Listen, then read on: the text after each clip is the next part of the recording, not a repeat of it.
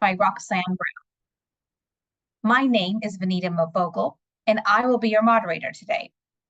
Before we get started, I would like to share some information on the latest happenings at ACMP. Our next educational opportunity is Global Connect 2024, which will be held virtually June 11th to the 13th. ACMP's prestigious certification program has over 2,000 CCMPs. Now is the time to join this elite class of change management professionals and experience the opportunities the CCMP will open up for you. For more information on applying or for renewing your CCMP, please visit acmpglobal.org/CCMP. One of our most valued member resources is the ACMP Resource Library, where you can access 10 years worth of member-only tools, webinars, conference presentations, and white papers. The Resource Library is consistently ranked as one of our top member benefits, so we hope you will take advantage of it. Our next webinar will be held on Tuesday, April 25th. The topic is creating micro-connections that build trust and influence. Be sure to register at the event calendar at acmpglobal.org and discover other educational opportunities that might interest you. Before we get started, just a few housekeeping items. All audio lines have been muted, and today's webinar will run until 1 p.m. Eastern Time. If you have a question or comment during the presentation, please post it in the chat. Questions for Roxanne will be answered during and after the presentation. And now, I would like to introduce you to today's presenter. Roxanne Brown is the CEO of The Change Decision and a change expert with more than 25 years of experience in tech, policy, and culture change.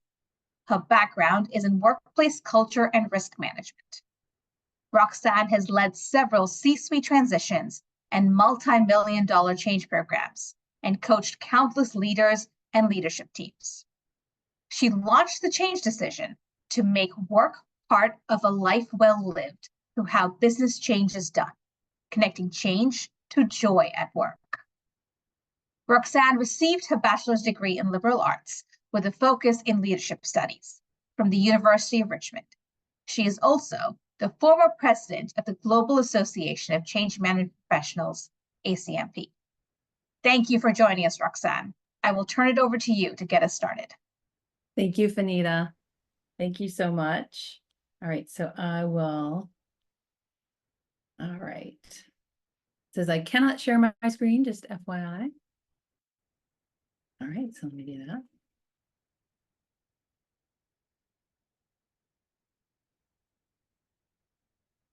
All right. Thank you so much once again, and thank you everyone for joining.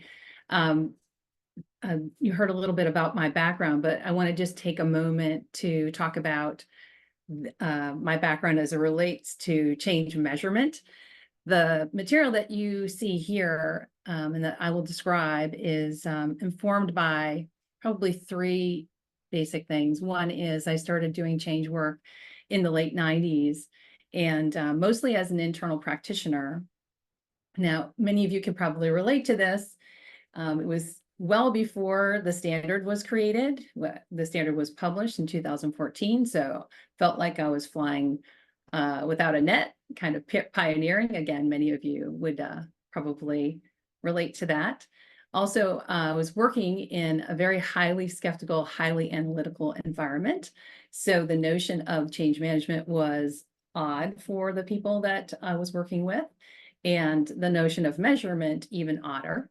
And then the third thing is I spent 5 years in a data center of excellence for the organization I was working for. And as part of that, I was taught data quality concepts. And so a lot of what you see in here is informed by that experience. I almost went down the road of data and kind of left change, but I ended up staying and deciding to stay with it. But that's part of what you'll see in here, some data quality principles. So let me just forward here.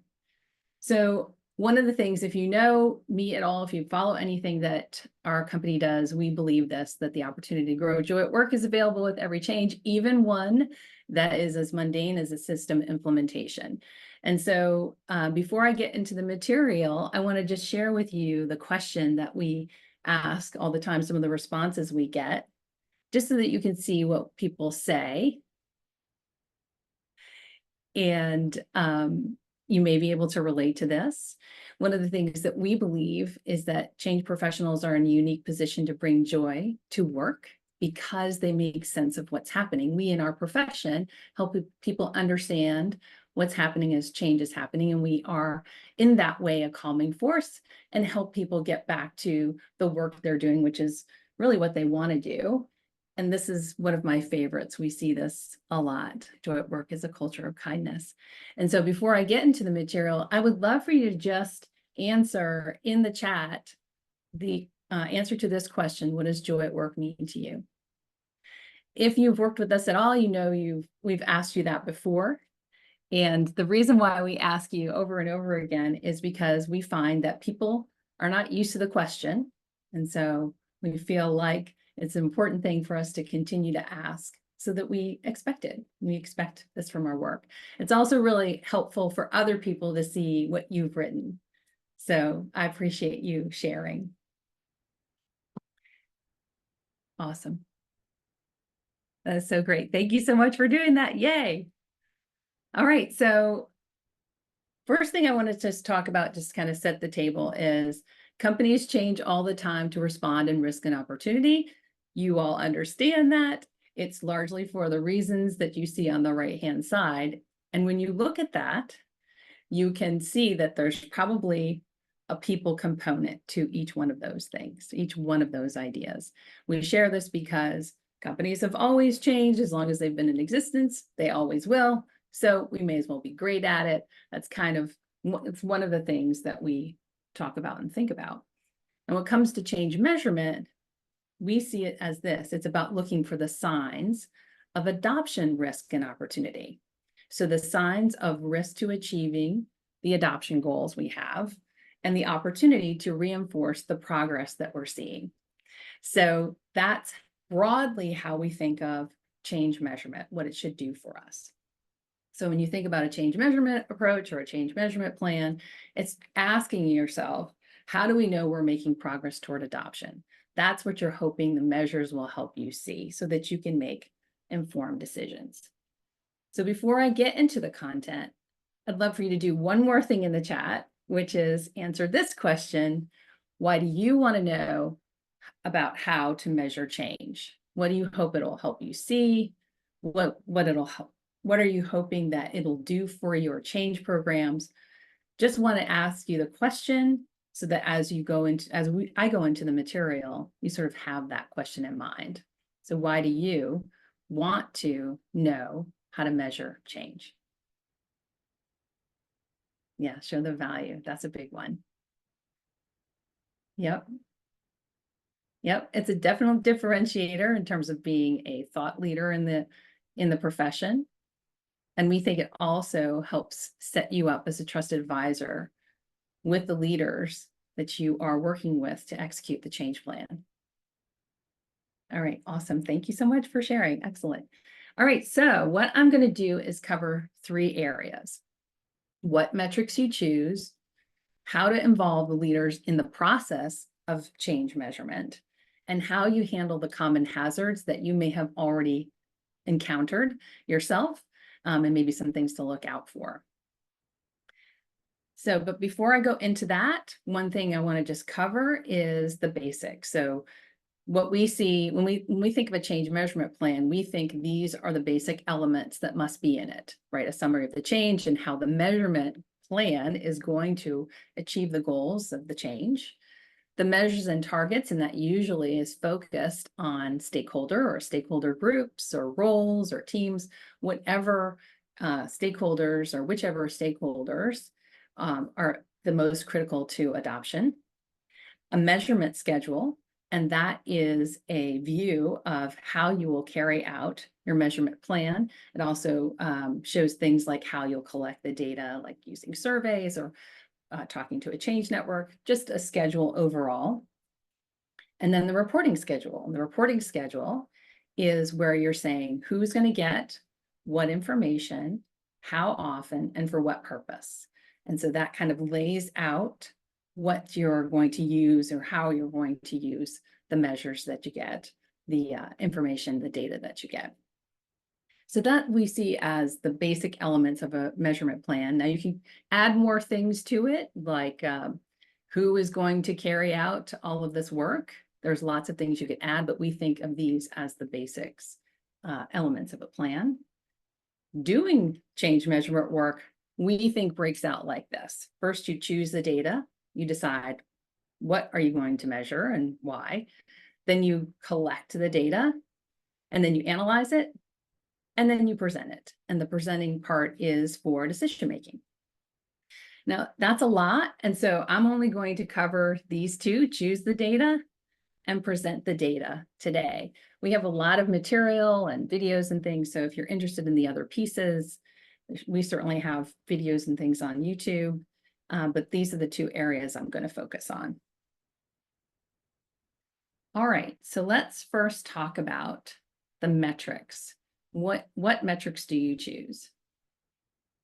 Now, if you have seen a presentation from us before, you'll know that these are the three categories that we think of when we think of measuring change. There's the self-reported. What do people self-report about their progress with the change? The observable behaviors. What signs are you seeing in their behavior that indicates that they are either making progress toward change or toward adoption or fully adopted, or there's something in the way? So those are behavior, the behavior metrics. And then there are existing metrics, which is change to the metrics that the company already cares about to run the organization. So we see those three categories as being important to have as a cross-section for measurement.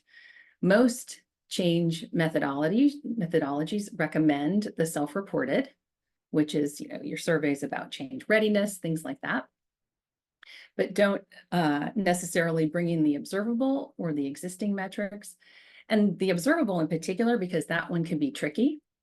The existing metrics, because it could be hard to know which ones to focus on.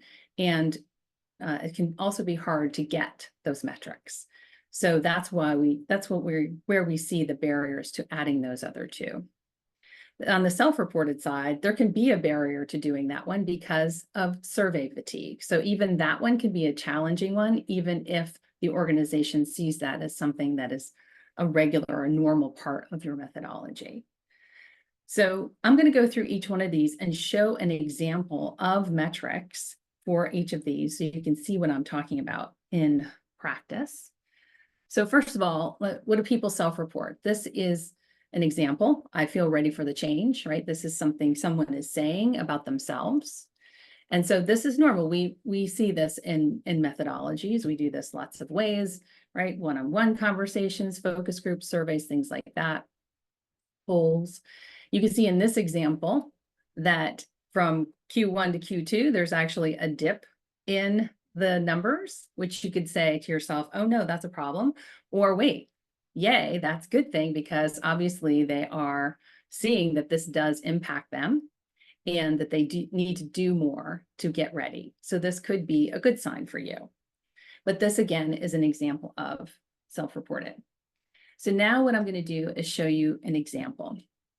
So these are the metrics that we would, examples of metrics that you might use for self-reported.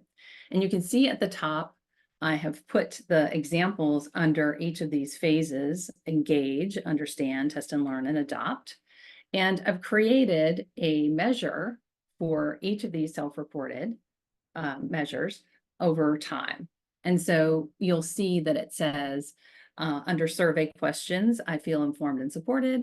I'm proud of the approach we're taking to be one team. Those are survey questions. And then the goal is to have 70% by end of November. And it says T2B, and that refers to top 2 box. That's using the Likert scale of 5 points.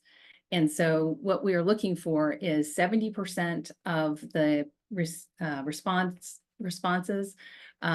indicate that they are either on the strongly agree or agree in the Likert scale. So that's the goal. And you can see as we move across the phases of change, you can see we're adding some questions. We're still at that 70%, but over time, you can see we're making more progress or asking more questions. And by the time we get to adopt, the question is, I'm proud to be a member of the team. I'm proud of the approach we took to be one team. So this is kind of a cultural survey, you could maybe say, but this would work if you were to change out the questions. It would work for really any kind of question like this.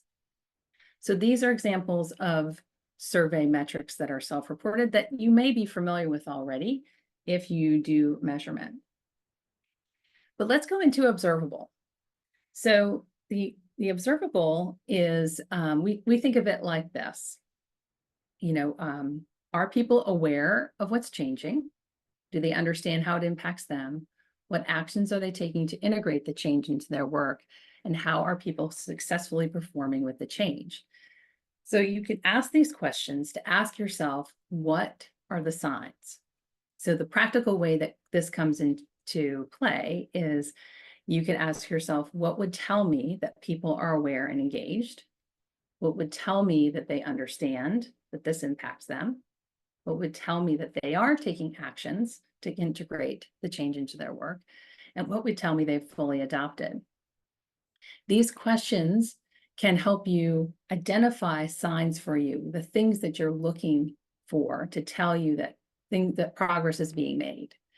These questions can also be really useful when you're having an initial conversation with a leader, even when you're just starting with the change, right? So how aware, what tells you people are aware of the change?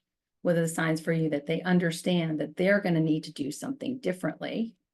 What signs for you are telling you that they're attempting to integrate this into their work? And what signs will you see that will tell you people have fully adopted?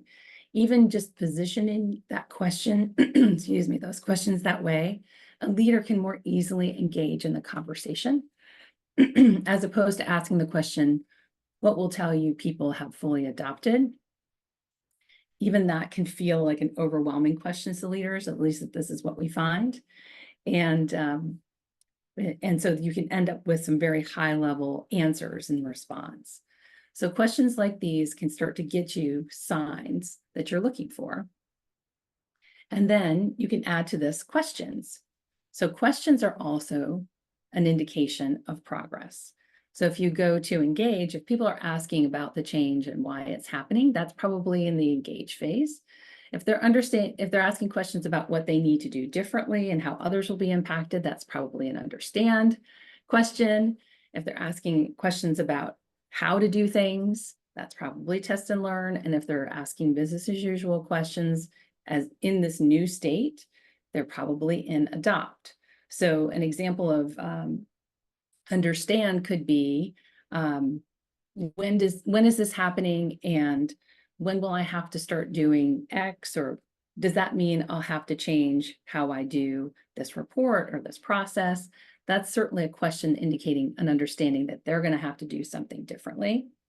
With test and learn, we've had this example here related to training, but perhaps they have tried to do something like adjust a process to adopt the change, or create some sort of help file for themselves, and they offer it, can I offer this to someone else if they would find it valuable? Again, these would be questions that might indicate that you're observing that people are making progress toward adoption. So these kinds of questions can help you get to the observables. So let me give you the example. So these are the observable metrics. Now, you can see that what I've put here is that 90% plus participation in Ed's monthly all hands. That could be, participation could mean a lot of things, but you can decide what that means. But that is a way to get to engage. You can see moving over to understand, 90% participation, and then VPs report an increase in interest and cross-training experience from their teams, right? So that we're moving into understand, and then test and learn. Ed's, again, Ed's monthly all hands, and then you can, this is an example actually with what was I going to say, a company that has aircraft. So you can see maintenance VPs report anecdotes indicating improvements in operational efficiency. And so you can start to see these are observable metrics, very basic things. So that is, I'm hoping to remove some of the mystery around what we mean by observable. Now let's go to company metrics, existing metrics. So it can mean, existing metrics can be lots of things, but really what you're looking for is what are the metrics that the company cares about? The ones that are outcome-based, we usually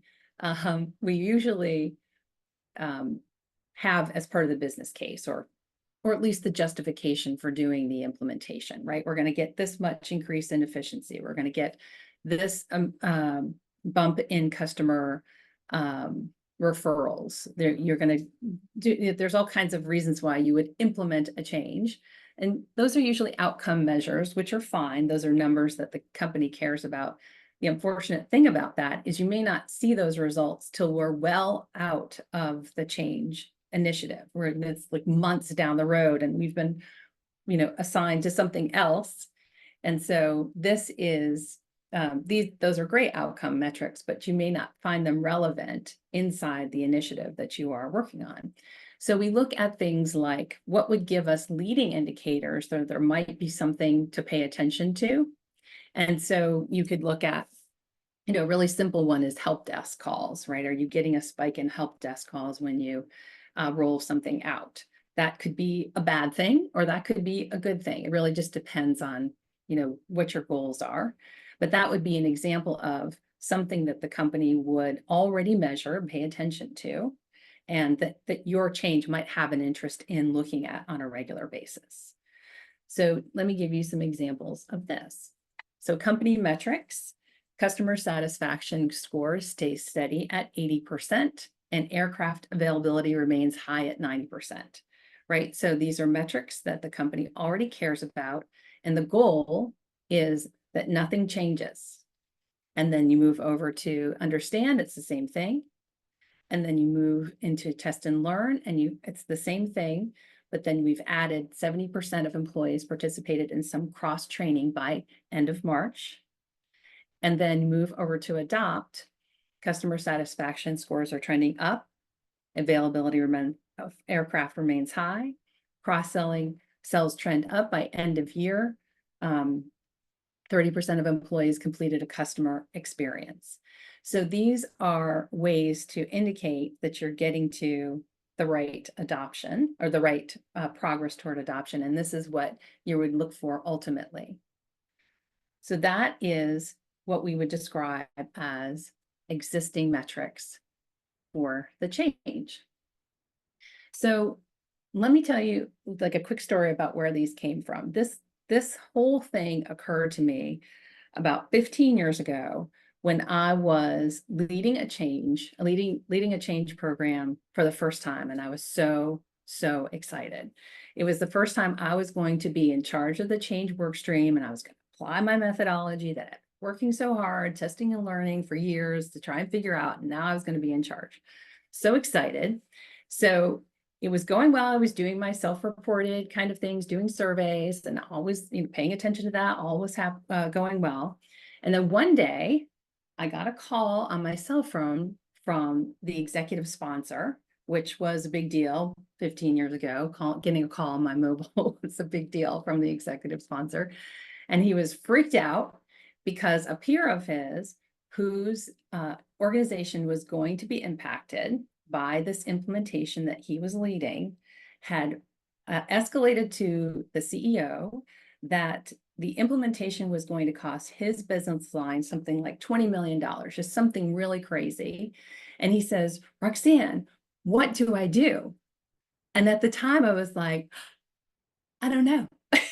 It was so unfortunate. It was so sad because I really didn't know what to do. I was excited to be asked, but then I had no idea really how to advise in the moment. And when I looked at my surveys, everything looked fine. But what I realized was when I took a closer look at the engagement of that business line, I realized there was a problem.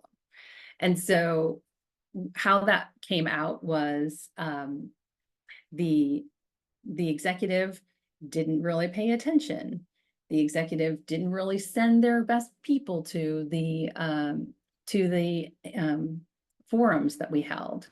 They were very slow on the feedback process. When the people did show up, they were very kind of disengaged and sort of annoyed by having to be present. So when we looked at that, we're like, oh, wait, okay, we need to look at observable and compare that to the self-reported and see the difference, and is there a risk that we need to look into? So it was early enough for me to start doing that. And so that's when I really learned how to add the observable metrics to my change program. And so at the end, it was great. The change was actually a really big success, which, is the story, right? The success at the end story. But the saddest thing happened afterwards, which was that my executive sponsor, his boss, had no idea what I did. And to him, it looked like, oh, that must have been easy. And he had no idea we had done all of this great change work and that was really the reason why it went so well. And because of that, I didn't go on to get the next big change thing. It took me a while to get the next big change thing. And so that was really disappointing to me to have this raging success. And then it just, didn't go anywhere.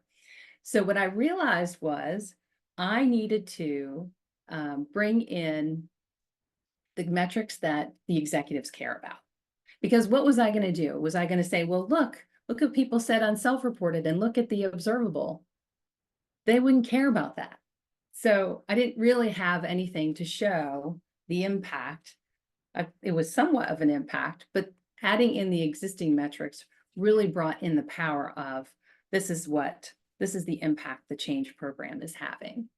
And so when you look at a cross section of things, you can compare and see how things are going. You get actually a much better view of what's happening, a much more accurate view of what's happening. Any one of these is, certainly useful, but when you look at them across, you can ask the questions that you see underneath the actionable insights, which is, are we noticing any trends? Are we noticing any inconsistencies? Is there anything here that we should maybe look into a little bit to see if there's a risk, or maybe they've made progress and we need to reinforce that? So looking at the cross section is what really, that was the big insight that led us to doing this on a regular basis as part of our methodology. So that is where I stand. Okay, so let me just answer a question. So Deborah, you've asked, how do you attribute a portion of a change in existing metrics to your change effort with any confidence? Well, I think this is probably, so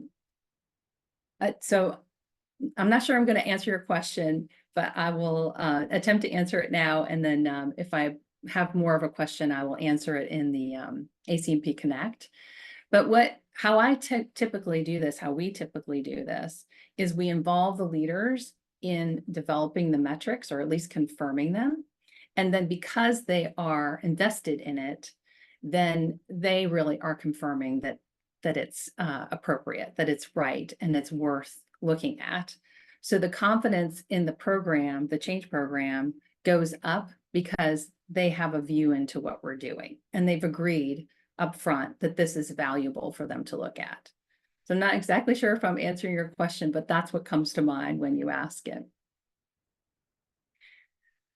All right, so let me go to the next section, which is how do you involve the leaders in the process? And this we find to be one of the more mysterious things to do, because the leaders don't necessarily have familiarity with this. And they can be quite skeptical about that, about the not just the ability to do it, but whether it's worth it. So we take a very deliberate approach in how we involve them.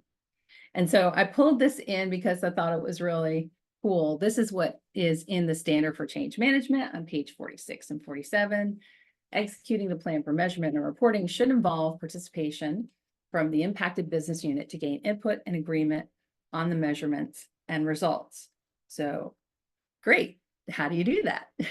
So that's what I will share with you. So when we think about engaging the leaders, this is how we think of it. We try to think about it from the leader's perspective, just like we all do. So this is what we think it means. It means communicating that you know the goals of the change and that you understand what they care about most. You show how the measures and approach connects to mitigating the risks and identifying opportunities to achieve those goals that they care about, and asking if this is what they want to see and what else they would like to see. So that's what we think it means, kind of setting that up so to connect the dots for them. It doesn't mean that assuming they'll know how your approach to the connects to the goals that they care about. That's going to be really hard for them. At least that's what we find, unless they've had some experience with change measurement. And then it doesn't mean asking them to come up with measures. What we recommend is that you draft the change measurement plan as a starting point, and then you bring it to them as here's a draft, here's what we're thinking. What we want to do here is confirm that this information will be useful to you, because really what we're doing is we're doing measurement so that we can make decisions about how to mitigate the risk that we're seeing and reinforce the adoption that we're seeing. So we're coming to them with a draft and an explanation of how we arrived here. But we're not saying this is it, because we want to engage them in the process to confirm that this is actually valuable to them. So this is where we would start. We would start with why, which is basically what I said. I want to be sure the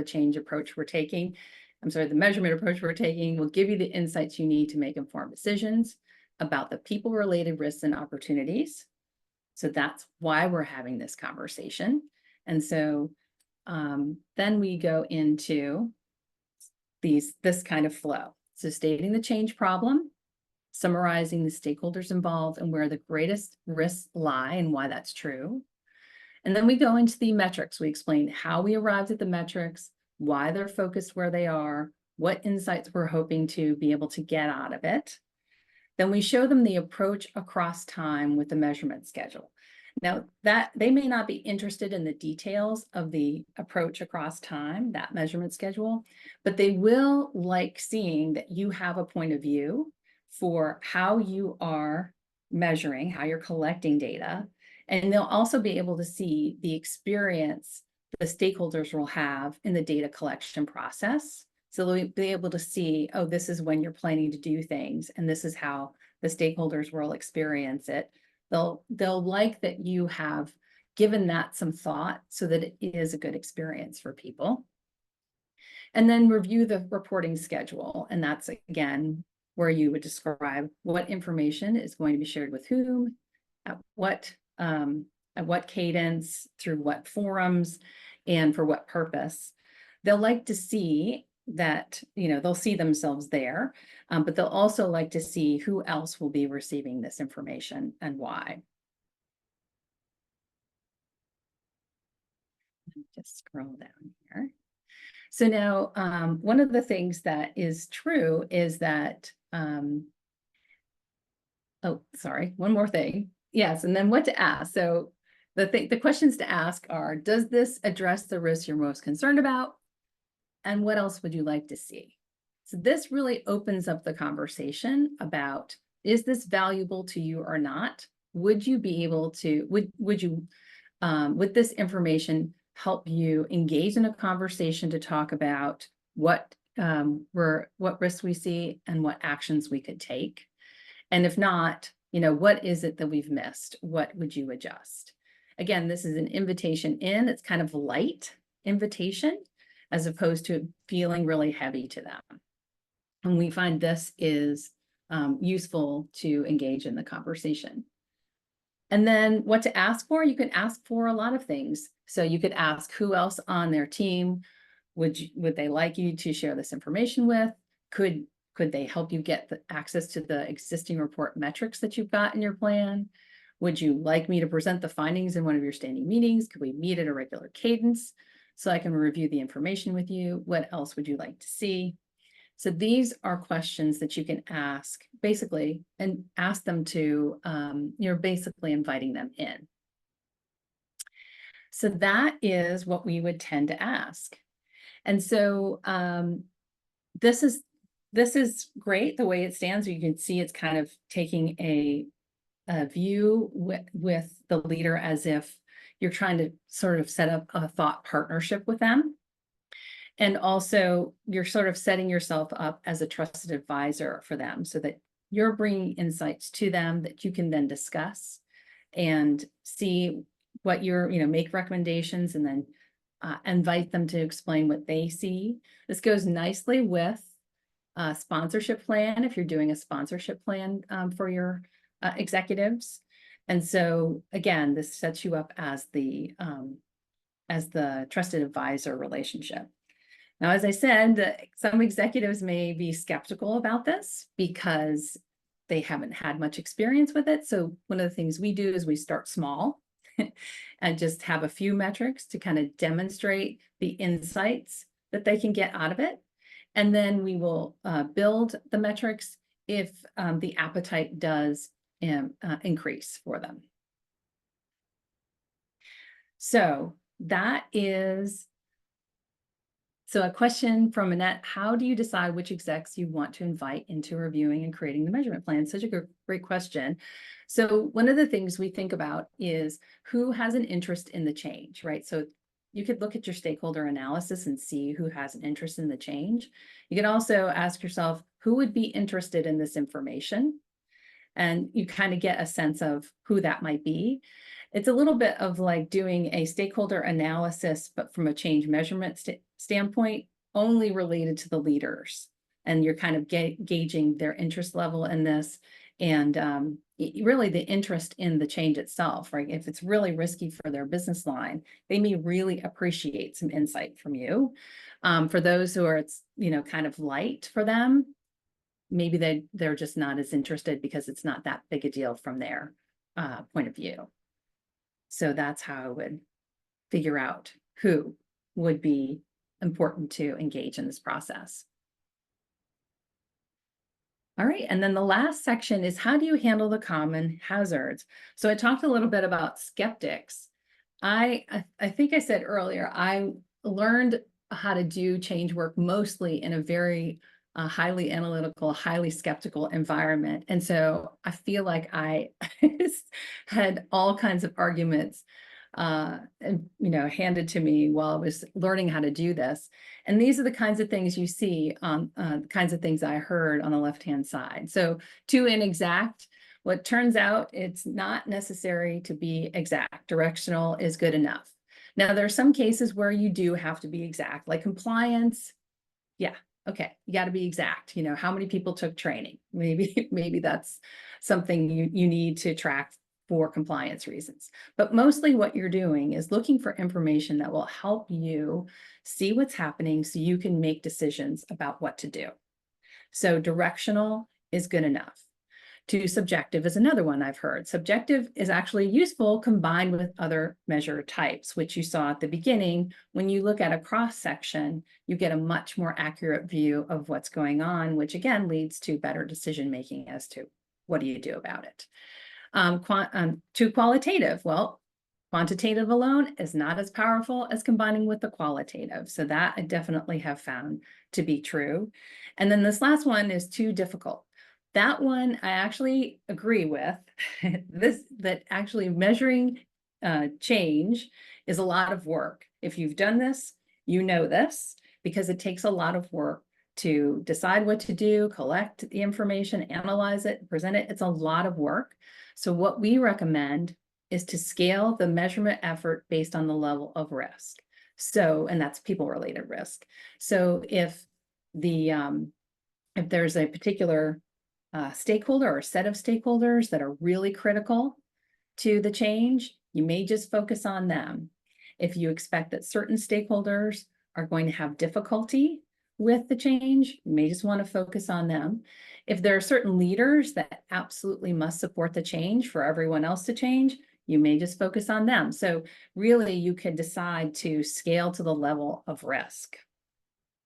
And this is a little bit of what I was just talking about, that measuring costs something. It costs time to set up the approach, time to collect and assemble the information, and time to review it and make decisions.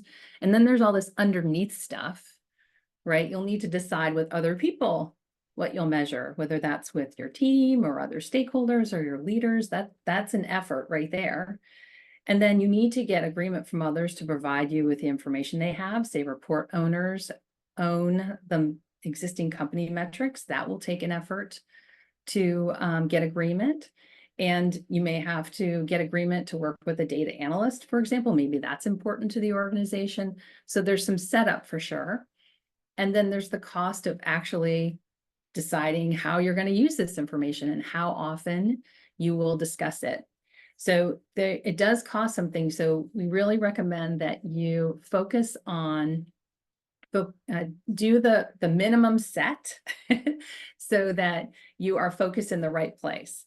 And this is where I would bring up this idea of interesting data versus useful data. It's definitely a data quality concept that I really connected to. So what we really want to make sure as professionals is we bring data to our leaders that's really useful. And what we mean by that is they can make decisions, they can make informed decisions.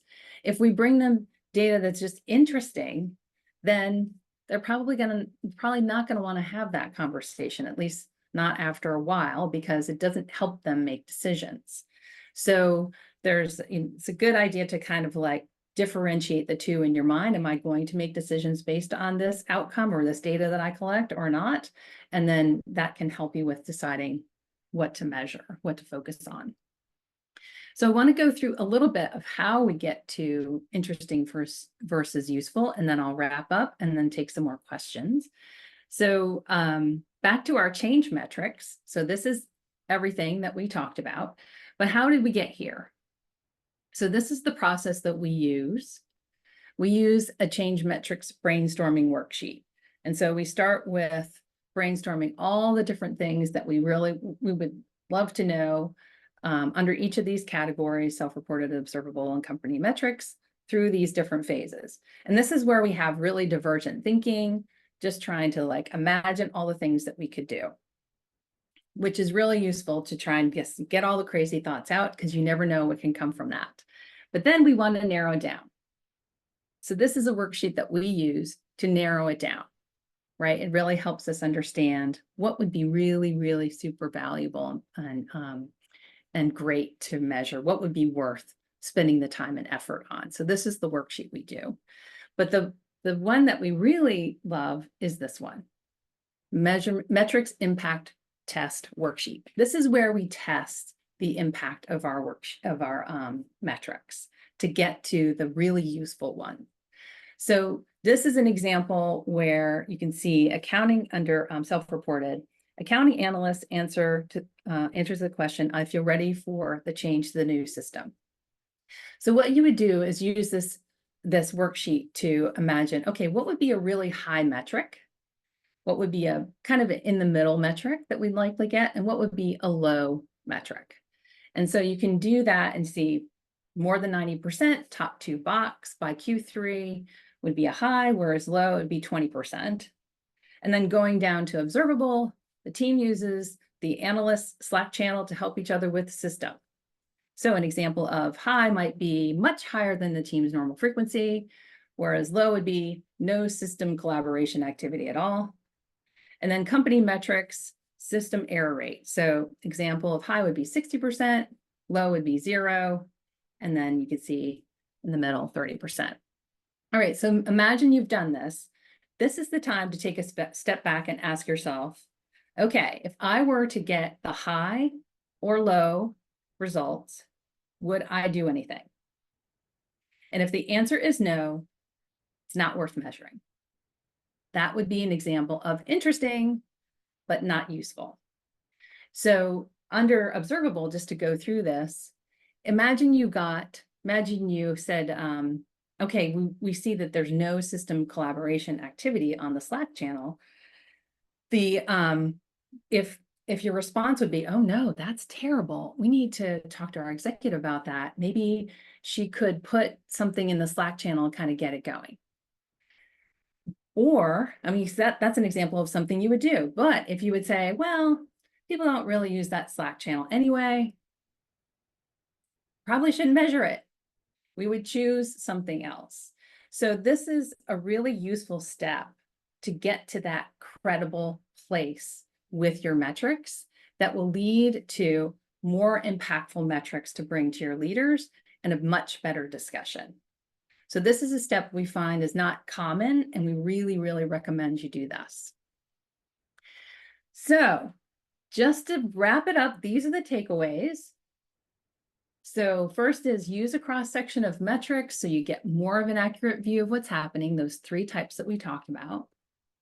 Involve leaders in the process so they'll want to talk about it regularly with you and set up that, thought partnership relationship. And then use a minimum set of metrics unless there's a good reason not to. Like, there may be a good reason to have lots of metrics, but be intentional and deliberate about making that decision is the big takeaway. So as I said at the top, and you'll hear me say this a bunch of times if you ever follow anything I do, that I really believe that change professionals have a huge, they're really in a unique position to bring joy to work. And that's because we make sense of what's happening, right? Instead of the work itself, when change is happening, people can be focused on this internal strife and the external forces. But if we help people make sense of what's happening, we calm the waters. We act as that calming force so that people can get back to the work itself, which is what people tell us they want to do, right? They just want to do work that's fulfilling and creative and filling their creative emotional needs, not just the hours of the day. This is our role as it relates to joy. And again, we think there's an opportunity for joy in every change. There's always an opportunity to improve relationships. So this is the unique thing that we bring as change professionals to the workplace. This last thing that I'll share with you, I didn't go over, is how to measure the ROI of change management. We've done lots of webinars on this. If you do a YouTube search and search the change decision ROI, I think you'll get 3 videos there that will walk you through the equation. And the last thing that I'll share is this QR code. This QR code will give you access to something we call Engaging Change Leaders Conversation Guide. So basically is a guide that goes through how to engage your change leaders in the measurement process. Kind of a nice summary. We teach this, so we've kind of packaged it and into a tool so you can have access to it. So that is what I wanted to share.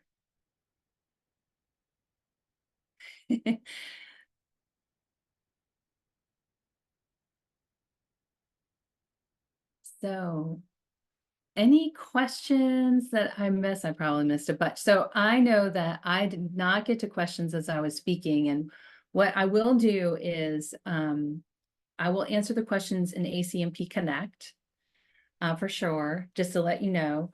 But Benita, if you've seen any question that I should try and answer, please let me know.